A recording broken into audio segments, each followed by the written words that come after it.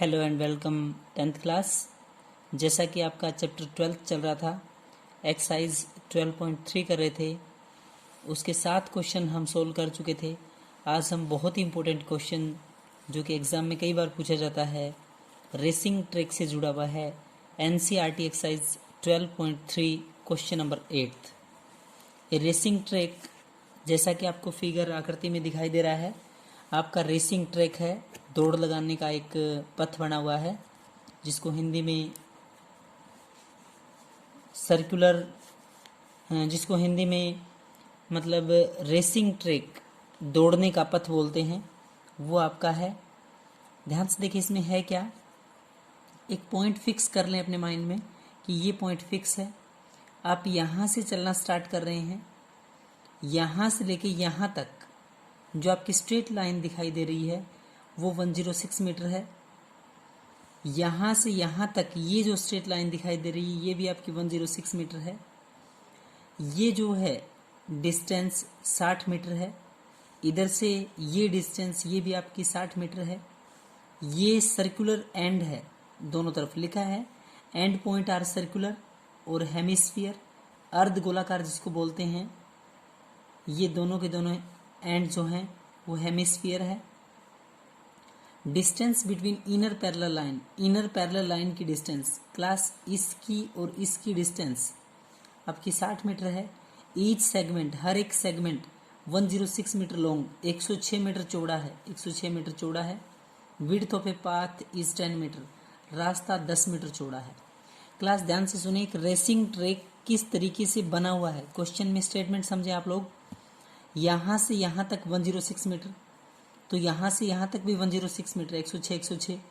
ये डिस्टेंस आपकी 60 मीटर है, ये डिस्टेंस 60 मीटर है, ये आपका 10 मीटर का चौड़ा रास्ता है। तो दो क्वेश्चंस हैं।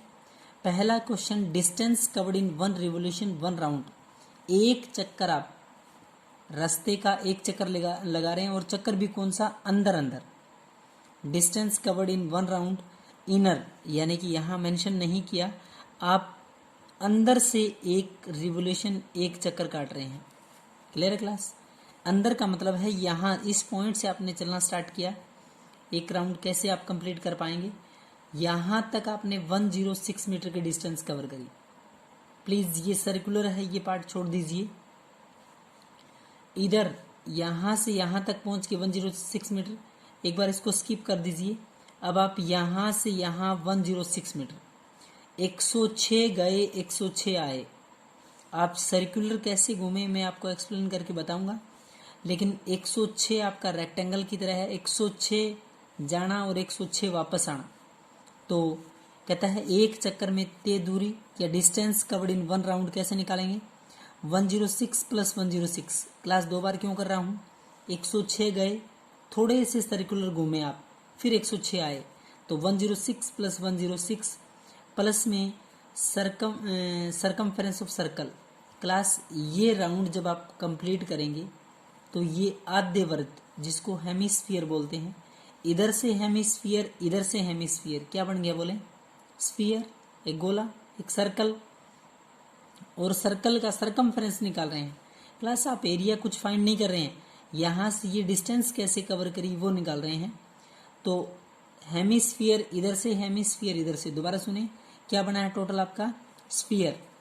तो 106 प्लस 106, समझ पा रहे हो, 106 गए 106 आए, एक हेमिस्फीयर इधर से घूम रहे हो, एक हेमिस्फीयर इधर से घूम रहे हो, तो एक सर्कल, सरकमफेरेंस ऑफ सर्कल या वृत्त की परिधि। सरकमफेरेंस ऑफ सर्कल होता है 2πr, फॉर्मूला 212, दोनों का टोटल 212, 212 प्लस में 2πr, 212 प्लस में 2π का मान 22/7 r। क्लास यहाँ से यहाँ 60 है, तो रेडियस तो आधी है, तो r कितनी है, radius is 30 metre, inner radius, इसको आप ऐसे भी कह सकते हैं, ये आपकी इनर जो रेडियस है, आंतरिक त्रिज्या, कौन सी त्रिज्या, अंदर की त्रिज्या, वो आपकी 30 है। तो 2 इंटू पाई इंटू आर, 22 की 2 से 22 दूनी 44, 44 गुना में 3 मतलब 30 करेंगे तो 1320, डिवाइड बाई कितना है 7, यहाँ 1 है यहाँ 7 है, 1 और 7 एलसीएम आपका 7 आया। इसकी जैसे ही मल्टीप्लाई करेंगे तो 12 84 और 7 दूनी 14, 1484 प्लस में 7 से 7 कैंसिल 1320, दोनों का टोटल किया तो 2804 अपॉन में कितना है 7 सेंटीमीटर। बोले कितना है 2804 अपॉन में 7 सेंटीमीटर। ये एक रिवोल्यूशन, एक राउंड, एक चक्कर की तय दूरी है, और चक्कर भी कौन सा, इनर, अंदर से। 106 गए, 106 आए, इधर सर्कुलर घूमे, इधर सर्कुलर, इधर भी आप गोल घूम रहे हैं, इधर भी गोल, तो एक सर्कल, एक वृत्त, वृत्त की परिधि 2 पाया। कैलकुलेशन करी, टोटल एलसीएम लेके सोल्व किया, 2804 अपॉन में 7 सेंटीमीटर। Clear class? क्लास बहुत इंपॉर्टेंट है। इसी का दूसरा पार्ट, एरिया ऑफ पाथ, रास्ते का क्षेत्रफल कैसे निकाल पाएंगे। ध्यान से समझे, एक तरीका समझे आप। एरिया ऑफ पाथ, जो आपको रेड पोर्शन दिखाई दे रहा है वो निकालना है। क्लास एक बार जो राइट हैंड साइड में ये पार्ट है इसको आप स्किप कर दीजिए, छोड़ दीजिए। क्लियर? और एक पार्ट आप इधर से छोड़ दीजिए। क्लियर है? ये भाग इधर से एक बार आपको नहीं मानना है तो तरीका सुने ध्यान से। अगर ये नहीं मानना है तो कैसे करें, आप यहां से यहां तक चले, फिर यहां आए, यहां से यहां और यहां पहुंच गए, मीन्स एक रेक्टेंगल। क्या हुआ, दोबारा ध्यान से देखें, ये कौन सी शेप है, रेक्टेंगल, बड़ी शेप है, बड़ी रेक्टेंगल है। छोटी नहीं देखनी, अंदर वाली नहीं देखनी है। 106 60 नहीं देखना है, 60 इधर है, 10 मीटर रास्ता इधर से है, 10 इधर से है, तो टोटल कितना हुआ 80। ध्यान से देखें, अगर आप इसको रेक्टेंगल मान रहे हो तो इसकी ब्रेड्थ जो हुई वो कितनी हुई 80। कितनी हुई क्लास, ध्यान से सुने, 80। तो अगर बड़ी रेक्टेंगल में से ये छोटी रेक्टेंगल घटा दें तो ये रास्ता और ये रास्ता बचेगा कि नहीं बचेगा। ध्यान से देखें, 106 लंबाई इसकी है, 106 इसकी, कोई फर्क नहीं है। यहां तक 60 था, 10 ये 70, 10 ये 80। तो बड़ी रेक्टेंगल, ध्यान से सुनना, बड़ी रेक्टेंगल की लंबाई हुई 106, चौड़ाई हुई 60 प्लस 10 प्लस 10 यानी कि 80। ध्यान से सुने, 106 लंबाई है, 80 चौड़ाई है, तो बड़ी रेक्टेंगल का एरिया, मैं कह रहा हूं कि large rectangle minus small rectangle. ध्यान से सुने इंग्लिश मीडियम बच्चे, लार्ज रेक्टेंगल, बड़ी रेक्टेंगल का area minus small rectangle, area है sorry, area of large rectangle minus में एरिया ऑफ स्मॉल रेक्टेंगल। बड़ी आयत का क्षेत्रफल माइनस में छोटी आयत का क्षेत्रफल, क्षेत्रफल लिखना जरूर। यहां तक समझ गए। ये आपका 106 लंबाई है, 80 चौड़ाई है, 106 गुणा में 80 माइनस 106 गुणा में 60, 106 गुणा में 80 करेंगे तो 8480 कैलकुलेशन मल्टीप्लाई। ध्यान से सुने, लार्ज रेक्टेंगल का जो एरिया है वो माइनस स्मॉल रेक्टेंगल का एरिया घटा रहे हैं। लार्ज रेक्टेंगल में लंबाई 106 है, चौड़ाई 80 है। छोटी रेक्टेंगल, छोटी आयत में आपकी लंबाई 106 है, चौड़ाई 60 है, 60 है। लेंथ आपकी 106 है, ब्रेड्थ आपकी 80 है। इधर आपकी लेंथ 106 है, सेम है, ब्रेड्थ बदल रही है आपकी 60। तो जैसे ही 106 की 80 से गुणा करेंगे 8480 माइनस 6360, दोनों को घटाया तो 2120। क्लास 2120 वो एरिया है, कौन सा एरिया, दोबारा सुने, 2120 का जो एरिया है, इधर से ये प्लस में ये, समझ गए, ये सर्कुलर पार्ट नहीं है। जो आपका एरिया 2120 आया है वो दोबारा सुन लें, ये और ये है। यहाँ चौड़ाई 80, लंबाई 106, तो लंबाई गुणा चौड़ाई 106 गुणा 80 प्लस सॉरी माइनस 160 ये है और 106 ये है। लंबाई गुणा चौड़ाई 106 गुणा 60, 6360, दोनों घटाया तो 2120। अब सुने क्लास ध्यान से, इस बड़े पार्ट में से, अब इस बीच वाले पार्ट को आप भूल जाइए, इस बड़े पार्ट में से ये छोटा पार्ट घटा दें, ये घटा दें तो ये बचेगा कि नहीं बचेगा।